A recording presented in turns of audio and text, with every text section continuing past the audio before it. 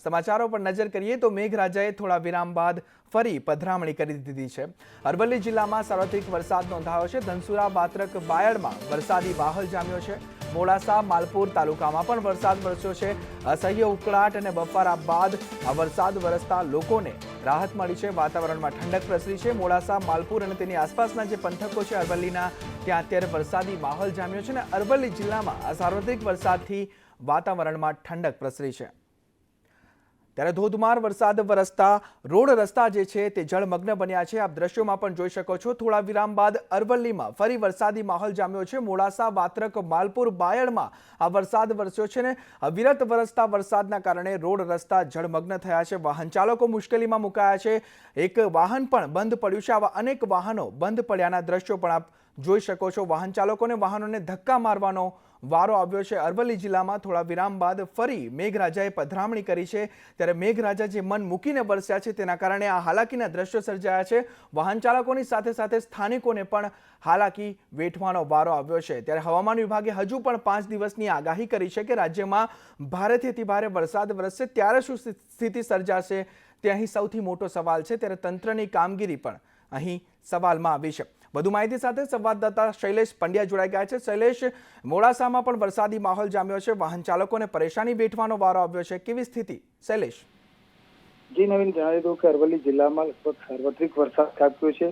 છેલ્લા 2 કલાકની અંદર મોડાસા, માલપુર પંથકમાં 2 ઇંચ કરતા વધુ વરસાદ ખાબક્યો છે। મોડાસા શહેરના દ્વારકાપુરી વિસ્તારની અંદર ભીષણસમા પાણી ભરાયા છે। વાહન ચાલકો પણ અટવાયા છે। જ્યારે માલપુરના રાજમાર્ગો છે ત્યાં પણ નદી જેવા દ્રશ્યો જોવા મળી રહ્યા છે। માલપુર ગોધરા સ્ટેટ હાઈવે પર પણ પાણી ભરાયા, માલપુર બસ સ્ટેશનમાં પાણી ભરાયા છે। આસપાસના તમામ ગ્રામ્ય વિસ્તારોમાં પણ ધોધમાર વરસાદ ખાબક્યો છે। જી નવીન। શૈલેષ, હજુ પણ વરસાદ અવિરત શરૂ છે? જી ચોક્કસથી નવીન, હાલ પણ અત્યારે પણ વરસાદ ચાલુ છે। મોડાસા, માલપુર તમામ પંથકની અંદર ધોધમાર વરસાદ હાલ પણ વરસી રહ્યો છે। જી, માહિતી બદલ આભાર શૈલેષ।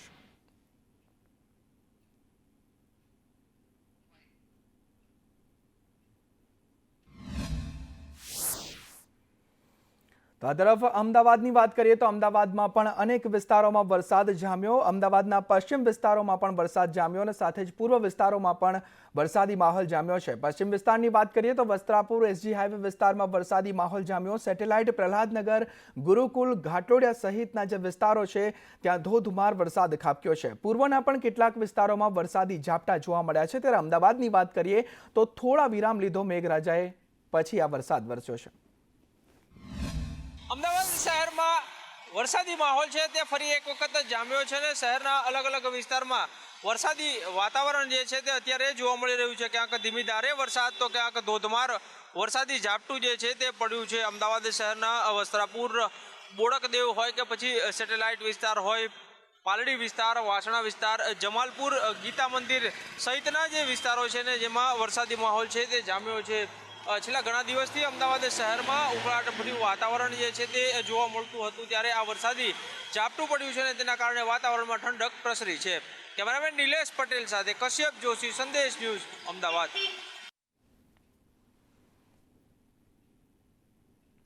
સાબરકાંઠાના હિંમતનગરમાં વરસાદ વરસ્યો છે। ગાંભોઈ સહિત ગ્રામ્ય વિસ્તારોમાં વરસાદી માહોલ જામ્યો છે। કરણપુર, સુરજપુરા, કેશરપુરામાં આ વરસાદી માહોલ જામ્યો છે। વરસાદ વરસ્યો છે ભાવપુર અને પેઢમાલામાં પણ અત્યારે વરસાદી માહોલ જામ્યો છે અને અવિરત વરસાદ સાબરકાંઠા જિલ્લામાં પણ વરસી રહ્યો છે।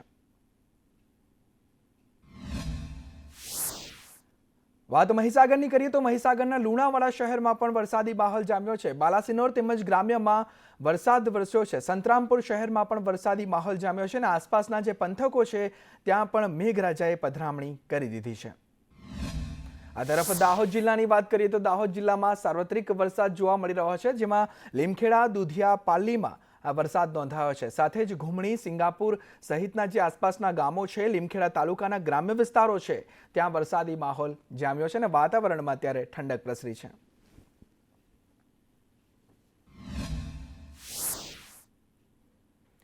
વાત ગાંધીનગરની કરીએ। ગાંધીનગરના દહેગામમાં વરસાદ વરસ્યો છે। દહેગામ તેમજ ગ્રામ્ય વિસ્તારોમાં વરસાદી માહોલ જામ્યો છે। લીહોડા, કડજોદરા અને ખાનપુરમાં વરસાદ વરસ્યો છે। ખાનપુર ગામ છે ત્યાં પણ વરસાદી માહોલ જામ્યો છે અને અસહ્ય ઉકળાટ અને ગરમી બાદ આ વરસાદ વરસતા લોકોને અત્યારે રાહત મળી છે।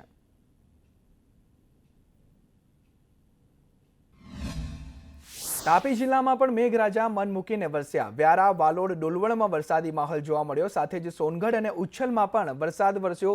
નીઝર અને કુકરમુંડામાં પણ વરસાદ ખાબક્યો હતો, જેના કારણે વાતાવરણમાં ઠંડક પ્રસરી છે. વાત પાટણની કરીએ તો પાટણના રાધનપુરમાં પણ વરસાદ વરસ્યો. શહેર તેમજ ગ્રામ્ય વિસ્તારમાં વરસાદી માહોલ જામ્યો હતો. સાતુન, કમાલપુર, કલ્યાણપુરા, મોટી પીપળીમાં વરસાદ ખાબક્યો. ત્યારે પાટણના રાધનપુરમાં વિરામ બાદ ફરી વરસાદી માહોલ જામ્યો છે અને શહેર તેમજ ગ્રામ્ય વિસ્તારમાં આ વરસાદી ઝાપટા પડ્યા છે.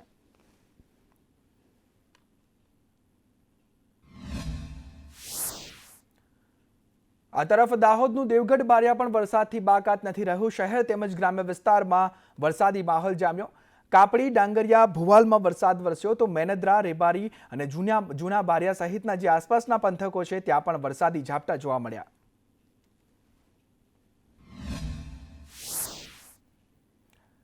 ઉપરવાસમાં અવિરત વરસાદના કારણે દક્ષિણ ગુજરાતની જીવાદોરી ઉકાઈ ડેમની જળસપાટીમાં વધારો થયો છે. ડેમની જળસપાટી 313 ફૂટથી વધીને 326.44 ફૂટે પહોંચી છે. જો કે ગત વર્ષે હાલની તારીખમાં ડેમની જળસપાટી 317.58 ફૂટ હતી, તો હાલ ડેમનું રૂલ લેવલ 333 ફૂટ અને ભયજનક સપાટી 345 ફૂટ છે. જો કે ડેમ ગત વર્ષ કરતાં 10 ફૂટ જેટલો વધુ ભરાઈ ગયો છે. ત્યારે ગત વર્ષની સરખામણીમાં ડેમમાં માત્ર 13,847 ક્યુસેક પાણીની આવક થઈ રહી છે. દક્ષિણ ગુજરાતના લોકોની જીવાદોરી ગણાતા ઉકાઈ ડેમની સપાટી હાલ 326.44 ફૂટે પહોંચી છે. હાલ જોવા જઈએ તો ડેમનું જે રૂલ લેવલ છે 333 ફૂટ જેટલું છે અને ડેમની પૂર્ણ સપાટી 345 ફૂટ છે. હાલ ડેમમાં પાણીના જથ્થાની જો વાત કરીએ તો 56.75% પાણી હાલ સંગ્રહાયેલું છે.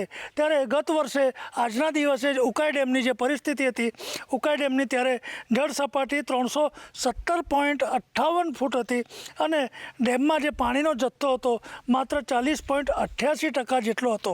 ત્યારે હાલ ઉકાઈ ડેમમાં જે પાણીનો સંગ્રહ ગત વર્ષ કરતાં 16% જેટલો વધુ છે અને 10 ફૂટ જેટલું પાણી ઉકાઈ ડેમનું વધુ છે. ત્યારે ઉકાઈ ડેમ આ વર્ષે જલ્દીથી ભરાઈ જાય તેવું લાગી રહ્યું છે.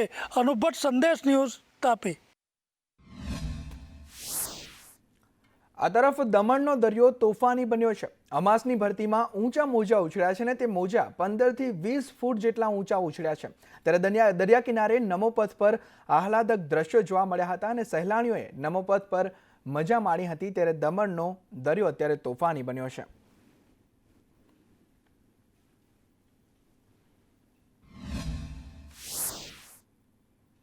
દરિયામાં માછીમારી કરતા 6 સામે કાર્યવાહી કરવામાં આવી છે. હવામાન વિભાગે કહ્યું છે કે માછીમારી ન કરવી છતાં માછીમારી કરતા લોકો સામે કાર્યવાહી કરવામાં આવી છે. ચોમાસામાં મનાઈ છતાં માછીમારી કરતા હતા. સલાયાના દરિયામાં માછીમારી કરતા 6 લોકો સામે કાર્યવાહી કરવામાં આવી છે. જાહેરનામાના ઉલ્લંઘન બદલ પોલીસે આ કાર્યવાહી કરી છે.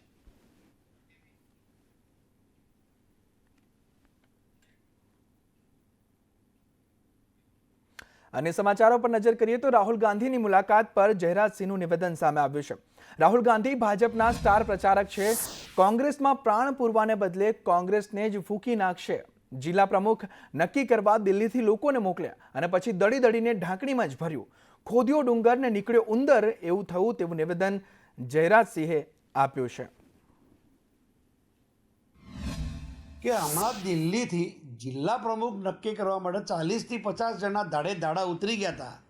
એટલે આખો ડુંગર ખોદ્યો, નીકળ્યું છું ઉંદર. દળી દળીને ઢાંકણીમાં ભરવાનો આ કાર્યક્રમ છે, એમાં બીજું કંઈ નથી. પણ રાહુલ ગાંધી એ કોંગ્રેસના સ્ટાર પ્રચારક છે જ નહીં. રાહુલ ગાંધી પોતે ભારતીય જનતા પાર્ટીના જ સ્ટાર પ્રચારક છે. કોંગ્રેસને વિશ્વાસ છે કે કોંગ્રેસમાં રાહુલ ગાંધી પ્રાણ ફૂંકશે, પણ એના કરતાં અમને વધુ વિશ્વાસ છે કે 100% પ્રાણ ફૂંકવાને બદલે કોંગ્રેસને જ ફૂંકી મારશે. આણંદમાં રાહુલ ગાંધીનો સંવાદ કાર્યક્રમ યોજાયો. દૂધ ઉત્પાદકો સાથે રાહુલ ગાંધીએ સંવાદ કર્યો. સેવાદળના રાષ્ટ્રીય અધ્યક્ષ લાલજી દેસાઈએ નિવેદન આપતા કહ્યું કે દૂધ ઉત્પાદકો સાથે રાહુલ ગાંધીએ સંવાદ કર્યો છે અને ડુપ્લિકેટ દૂધનું પ્રમાણ દૂધ સંઘ સંચાલકોએ વધાર્યું છે.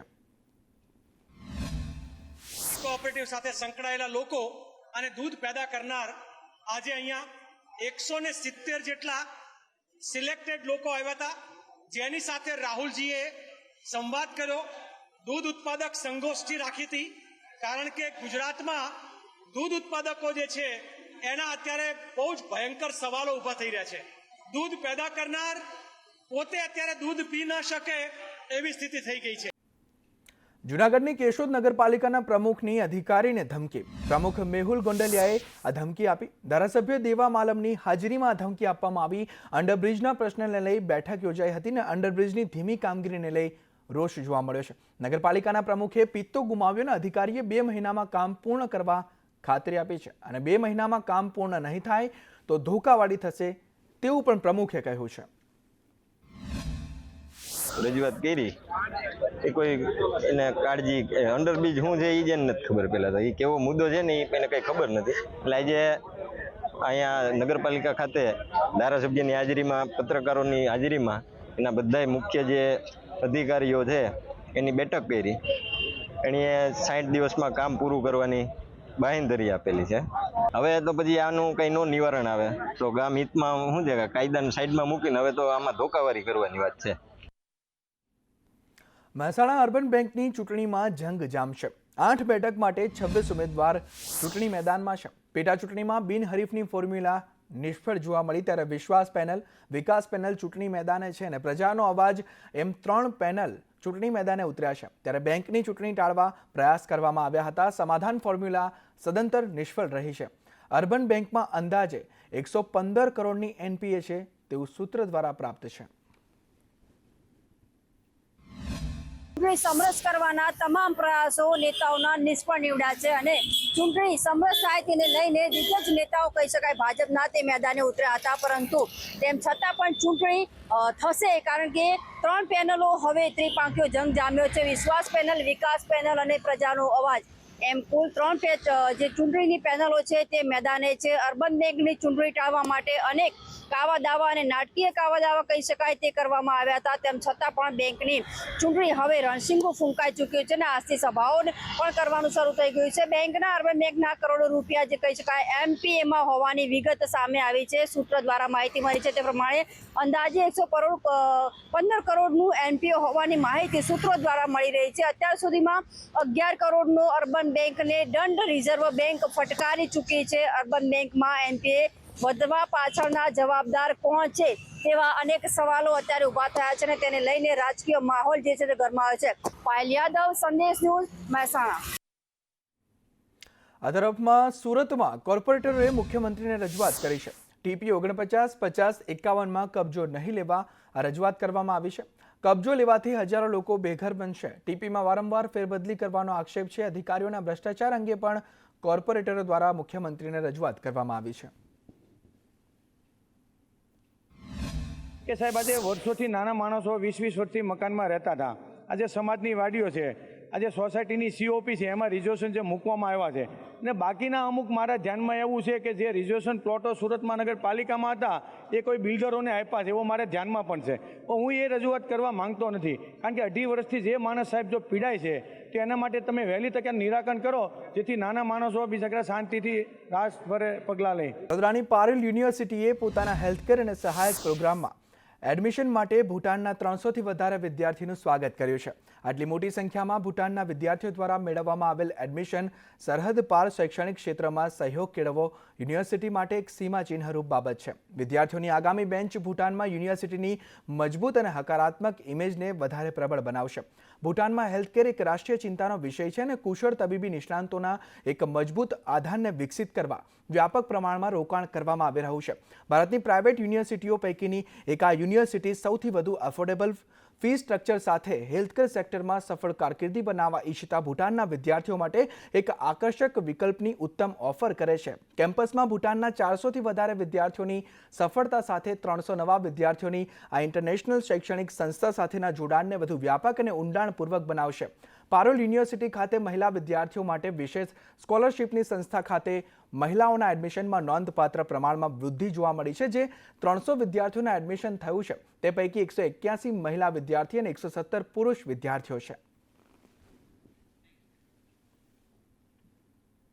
બોટાદના રાણપુરમાં રેતી ચોરીનો વિડીયો વાયરલ થયો છે. ભૂમાફિયા દ્વારા રેતી ચોરીનો વિડીયો વાયરલ થયો છે. રાણપુરના સ્મશાન નજીક રેતી ચોરીનો આ વિડીયો ખનીજ ચોરીના કારણે ખાડા પડતા અકસ્માતની ભીતિ અહીં સેવાઈ રહી છે. સ્થાનિક નાગરિકે વિડીયો અને ઓડિયો વાયરલ કર્યો છે.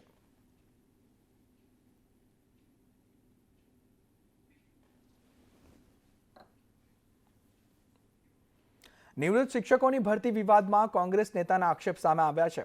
મનીષ દોશીએ કહ્યું કે સરકાર દર વખતે ખાતરી જ આપે છે અને વાત સાંભળવાના બદલે લાઠીઓ આપે છે. શિક્ષકોની ભરતી માટે 4 વર્ષથી વિધાનસભાના પટલ ઉપર ખાતરી પછી પણ એમાં ગુજરાતના યુવાન યુવતી સાથે છેતરપિંડી કરવાની, ટેટ ટાટ પાસ થયેલા હજારો યુવાન યુવતી રાહ જોઈને બેઠા હોય, બીજી બાજુ 40,000 જેટલી શિક્ષકોની જગ્યા લાંબા સમયથી ખાલી હોય, પણ સરકાર દર વખતે કાં ચૂંટણી આવે અથવા તો વિધાનસભામાં કોઈ પ્રશ્ન પૂછે ત્યારે હંમેશા ખાતરી આપે, પણ ક્યારેય ખાતરીનો અમલ નહીં કરવાનો. ટેટ ટાટ પાસ થયેલા યુવાનો ગાંધીનગરમાં ગાંધી ચિંધ્યા માર્ગે પોતાની વાતને હક રજૂઆત માટે આવે તો એને એમની વાત સાંભળવાને બદલે એમને લાઠીઓ આપવામાં આવે, એમને ઢસડીને એમની સાથે અમાનવીય વ્યવહાર કરવામાં આવે બહેન દીકરીઓ સાથે. મને એમ લાગે કે સરકાર સંપૂર્ણપણે શિક્ષણને નુકસાન થાય તેવી નીતિ. શિક્ષક ભરતી મુદ્દે દિગ્વિજયસિંહ જાડેજાનું પણ નિવેદન સામે આવ્યું છે. હાલ સરકાર દ્વારા ભરતી પ્રક્રિયા ચાલુ છે. ધોરણ 1 થી 5માં કચ્છ સિવાય તમામ જગ્યાએ ભરતી કરી. ધોરણ 6 થી 8 માટે કોર્ટ મેટર હોવાથી હાલ તે સ્થગિત છે. જ્યાં જગ્યાઓ છે ત્યાં જ્ઞાન સહાયકની ભરતી કરો. અમે ફિક્સ પે બાબતે વિરોધ કરી રહ્યા છીએ. સરકાર યોજના નામે ભરતી કરવાની વાતો કરે છે ત્યારે લાયકાતવાળા યુવાનોને ભરતી કરવા જોઈએ. ઉંમરમાં છૂટછાટ આપી યુવાધનને મોકો આપો. અમે સરકારને મીટિંગ માટે રજૂઆત કરી છે. લાયકાતવાળા બેરોજગાર યુવાનો ની ભરતી કરો. એરિયાની અંદર જ્ઞાન સહાયક ના મળે તો નિવૃત્ત શિક્ષકને લેવાની વાત કરી છે, પણ જ્ઞાન સહાયક ઉંમરમાં છૂટછાટ કે જિલ્લા વાઇઝ ભરતી કરે અને ટેટ ટાટ વગર ભરતી કરે તો 100% કેન્ડિડેટો મળે. આજે ખૂબ બેકારી અને ખૂબ યુવાધન છે એ નોકરીથી વંચિત છે અને આવડી મોટા પ્રમાણમાં જગ્યાઓ ખાલી છે. તો હું તો સરકારને વિનંતી કરું છું કે પૂરા પગારના કર્મચારી તરીકે જ રાજ્યમાં આજે 20,000 જેવી જગ્યાઓ હોય તો એક ઝુંબેશના રૂપે આ શિક્ષણ બાળકના શિક્ષણ સાથે ચેડા થાય છે. ફિક્સ પગાર યોજના અમે વિરોધ કરી રહ્યા હતા, એના બદલે આજે આ રીતે દિવસે દિવસે કરાર આધારિત અને એજન્સી મારફત અમે એજન્સીનો પણ વિરોધ કર્યો છે. એજન્સી દ્વારા ચોથા વર્ગની અંદર ભરતી ફક્ત થઈ છે, ત્રીજા વર્ગમાં ક્યાં આ શિક્ષણની અંદર એજન્સી દ્વારા ભરતી કરવામાં આવે તો યુવાધનનું 100% શોષણ થવાનું છે અને એને પૂરો પગાર ક્યારેય ચૂકવવાની નથી એજન્સી પોતા. જ્ઞાન સહાયકના ઠરાવમાં સુધારો કરવા માંગ ઉઠી છે. રાષ્ટ્રીય શૈક્ષિક મહાસંઘની સુધારો કરવા માંગ છે. મહાસંઘ અધ્યક્ષ મિતેશ ભટ્ટે કહ્યું કે નિવૃત્ત શિક્ષકોને લેવાની નીતિ અયોગ્ય છે. શાળા શરૂ થાય તે પહેલા જ્ઞાન સહાયક મૂકવા જોઈએ. આનો ચાન્સ મળે એવો છે. સમગ્ર ગુજરાતની અંદર ગઈકાલે રાત્રિ જ સોશિયલ મીડિયાથી માંડીને તમામ જગ્યાએ આ જે નિર્ણય થયો છે એ યોગ્ય નથી એવું જાણવા મળી રહ્યું છે.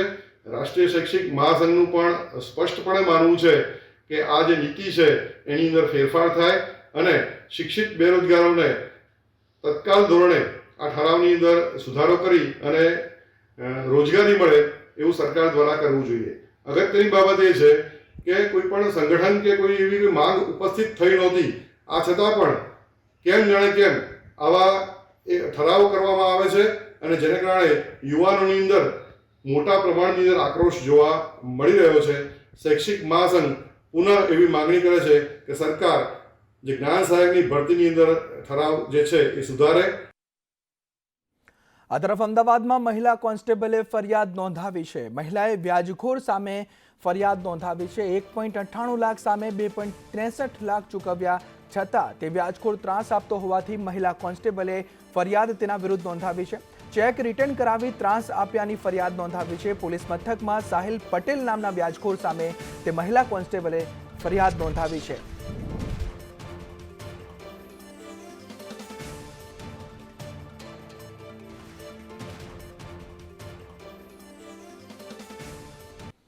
વાત અમદાવાદની કરીએ તો અમદાવાદના સરખેજમાંથી ગેસ ચોરીનું કૌભાંડ ઝડપાયું છે. ગેસ સિલિન્ડરમાંથી ગેસ ચોરીનું વધુ એક કૌભાંડ સામે આવ્યું છે. સરખેજમાં પતરાના ગોડાઉનમાં કૌભાંડ ચાલતું હતું. એસઓજીએ દરોડા પાડીને 2 આરોપીઓને પણ ઝડપી પાડ્યા છે. ઘરેલું ગેસ સિલિન્ડરમાંથી આ ગેસની ચોરી કરવામાં આવતી હતી અને ઘરેલું ગેસ સિલિન્ડરમાંથી કોમર્શિયલ સિલિન્ડર ભરતા હતા.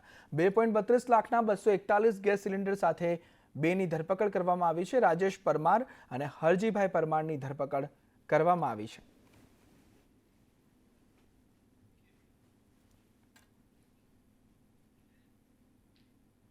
પોરબંદર ખાતે 15મી ઓગસ્ટની રાજ્યકક્ષાની ઉજવણીના અંતર્ગત વિવિધ કાર્યક્રમો યોજવામાં આવશે. જે અંતર્ગત 14 ઓગસ્ટના રોજ સાંસ્કૃતિક કાર્યક્રમો યોજાશે, જેમાં રાજ્યપાલ આચાર્ય દેવવ્રત હાજરી આપશે અને તારીખ 15 ઓગસ્ટના મુખ્યમંત્રી ભૂપેન્દ્રભાઈ પટેલના હસ્તે ધ્વજવંદન પણ કરવામાં આવશે. બંદરનો એ સદભાગ્ય છે કે આગામી 15મી ઓગસ્ટ એટલે કે સ્વાતંત્ર્ય દિનની રાજ્ય કક્ષાની ઉજવણી છે એ પોરબંદર જિલ્લો બન્યા પછી પ્રથમ વખત પોરબંદરમાં થવા જઈ રહી છે.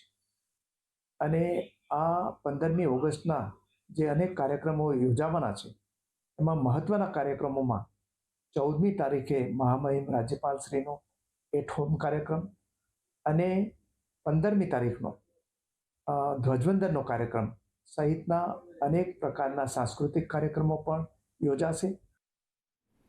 સાબરકાંઠાના ઈડરગઢ અને તળેટી વિસ્તારમાં 1 લાખ જેટલા સીડબોલનું વાવેતર કરવામાં આવ્યું છે. ઈડર શહેરની 15 જેટલી સંસ્થાઓની ભાગીદારીથી વાવેતરની કામગીરી કરાઈ હતી. 500થી વધુ લોકોએ ઈડરગઢ વિસ્તારોને હરિયાળો બનાવવાનો પ્રયાસ કર્યો છે. અરવલ્લીની હારમાળાના ઈડરગઢ વિસ્તારમાં વિદ્યાર્થીઓએ પણ સીડબોલનું વાવેતર કર્યું હતું. ઈડર શહેરમાં ઉનાળામાં ગરમીના કારણે સરેરાશ તાપમાન 45 ડિગ્રીથી વધુ પહોંચી જાય છે, જેના પગલે શહેરીજનો ત્રાહિમામ પોકારી ઉઠે છે. ત્યારે ઈડર વિસ્તારમાં ગરમી ઘટાડવા ગઢને લીલોછમ બનાવવાની પહેલ કરવામાં આવી છે. અને આ વાતાવરણમાં પલટો કરવા માટે આપણે વૃક્ષો આવવા જોઈએ. અને વૃક્ષો એ કાંઈ આપણા જ માટે નથી, આપણી આવતી પેઢી માટે પણ એ જરૂરી છે. કેમ કે વૃક્ષોમાં મળેલું ઓક્સિજન એ આપણા માટે પણ જરૂરી છે અને વાતાવરણમાં વરસાદ લાવવા માટે પણ જરૂરી છે. તો મારા કહેવા મુજબ તો એટલું જ છે કે જેટલા થાય એટલા તમે વૃક્ષોનું વાવેતર કરો. એનો જે ઓક્સિજન હોય તમને જ મળવાનો છે. બીજા અલગ અલગ લોકોને એકઠા કરી અને આજે ઈડરગઢ ખાતે એક વૃક્ષારોપણનો કાર્યક્રમ કરવામાં આવ્યો, જેમાં સીડ બોલ દ્વારા બાળકોને માહિતગાર કરવામાં આવ્યા. અને એ સીડ બોલમાં જ્યારે વરસાદ પડશે એટલે એમાંથી આ એક લગભગ અંદાજિત 500 વિદ્યાર્થીઓ દ્વારા અને અલગ અલગ લોકો 50 લોકો જોડાઈને આજે ઈડરગઢ ખાતે આ સુંદર કાર્યક્રમનું આયોજન કરવા. ગુજરાત સરકાર ડાંગમાં પર્યટન વિકાસ અને રોજગારીને વેગ આપવા માટે પ્રતિબદ્ધ છે. તેમના માર્ગદર્શનમાં ગુજરાત પ્રવાસન નિગમ લિમિટેડ દ્વારા આયોજિત સાપુતારા મોન્સૂન ફેસ્ટિવલ 2025નો આજથી રંગેચંગે પ્રારંભ થયો છે. આજથી 17 ઓગસ્ટ સુધી પ્રવાસીઓને વિવિધ શાસ્ત્રીય કળા અને લોક પરંપરાઓને નિહાળવાની તક મળશે. આ ફેસ્ટિવલ આદિવાસી સંસ્કૃતિ, કુદરતી સૌંદર્ય અને સ્થાનિક પરંપરાઓના પ્રચારનું માધ્યમ બન્યો છે. પરંપરાગત ભોજન અને નૃત્ય કળાની ઝલક જોવા મળી રહી છે, જેમાં ગુજરાત, મહારાષ્ટ્ર, પંજાબ, રાજસ્થાન સહિતના 13 રાજ્યોના 350થી વધુ કલાકારો ભાગ લેશે. આ કલાકારો પરેડમાં પરંપરાગત પ્રોપ્સ સાથે જીવંત લોક પરંપરાઓ રજૂ કરશે. તો આ વર્ષે રેઇન ડાન્સ અને નેચર વોક જેવી પ્રવૃત્તિઓ પણ શરૂ કરવામાં આવી છે. આ મહોત્સવમાં ભાગ લેવા અને મહોત્સવને નિહાળવા માટે ન માત્ર ગુજરાત પરંતુ અન્ય રાજ્યોમાંથી પણ સહેલાણીઓ ઉમટી રહ્યા છે. આજે 26મી જુલાઈથી 17 ઓગસ્ટ સુધી સાપુતારામાં મોન્સૂન ફેસ્ટિવલની શરૂઆત થઈ રહી છે. આ ફેસ્ટિવલમાં આપણે જોઈએ છીએ કે ડાંગ જિલ્લાની રહેણી કહેણી, માટીગઢ સંસ્કૃતિ વિવિધ એના દર્શન અહીંયા થશે. એટલે કે સાપુતારા ખાતે આજ રોજ મોન્સૂન ફેસ્ટિવલ 2025 નો શુભારંભ થવા જઈ રહ્યો છે. આજ રોજ મોન્સૂન ફેસ્ટિવલમાં ગુજરાતના મુખ્યમંત્રી શ્રી ભૂપેન્દ્રભાઈ પટેલ આજે આનો પ્રારંભ કરાવશે. આજના આ મોન્સૂન ફેસ્ટિવલમાં એક રીતે જોવા જઈએ તો સાંસ્કૃતિક અને પ્રાદેશિક પ્રવૃત્તિઓ દ્વારા જીવંત બનશે. અને અહીં ગ્રાન્ડ ફોક કાર્નિવલ પરેડમાં 13 રાજ્યોમાં 350થી વધુ કલાકારો ભાગ લેશે. ડાંગ જિલ્લાની સંસ્કૃતિ, રહેણી કહેણી અને ડાંગી નૃત્યનું પણ અહીંના પ્રવાસીઓ આનંદ ઉઠાવશે. યોગિતા પટેલ, સંદેશ ન્યૂઝ.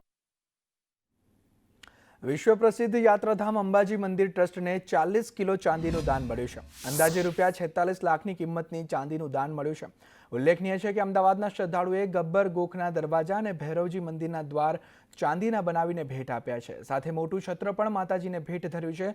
મહત્વનું છે કે દાતાએ પોતાનું નામ અને ગામ ગુપ્ત રાખી 40 કિલો ચાંદીનું દાન કર્યું હતું. આ દાન ટ્રસ્ટના ટેમ્પલ ઇન્સ્પેક્ટર અને વહીવટદારે સ્વીકારીને ભક્તોનો આભાર પ્રગટ કર્યો છે.